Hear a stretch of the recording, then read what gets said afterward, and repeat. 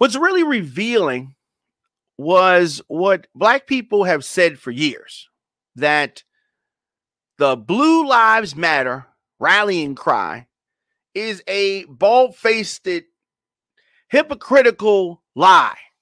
Blue Lives Matter. Why do I say this, right?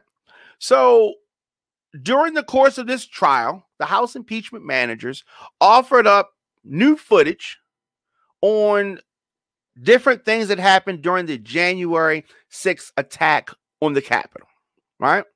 On one side of the thin blue line was the Capitol and the D.C. police officers demonstrating some bravery. Some of them, acting loose and other things. But I want to focus on Officer Eugene Goodman, Black officer who won the admiration of the country.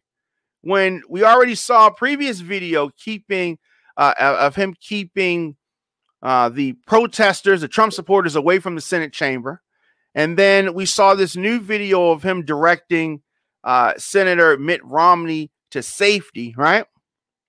But what I notice is that the Blue Lives Matter folk, they actually haven't had nothing to say since the January 6th attack even happened. Like, they quiet. Like, they ain't got nothing to say. Police officers killed and brutalized and all this kind of stuff.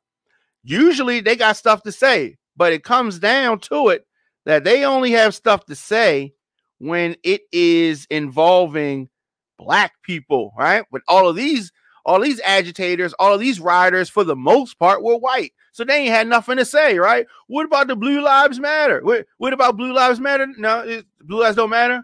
Blue officers were killed. Blue lives don't matter. No, now all of a sudden it doesn't matter because that whole thing was not true. It was not true, right? So it's very evident the profound brutality against the police at the Capitol. Many of them, like Goodman, were Black, right? Insurrectionists, most of them were white. An officer seen screaming in agony, the white officer being crushed by the mob in the doorway. You've seen that video by now. Audio of officers frantically calling for backup as the rioters advanced. Officers being beaten with the flag. I guess those blue lives don't matter, right?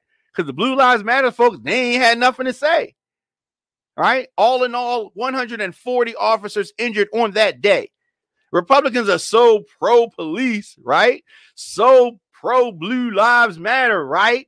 But they didn't stand up. They didn't think that the beneficiary of the riot, Donald Trump, they didn't feel that the officers like Brian Sicknick that of the Capitol Police that died, and 2 more officers that killed themselves, a death by suicide after that. If this had been a Black Lives Matter protest, the Blue Lives Matter people would have never shut up. Now it's like they on mute and they can't talk no more.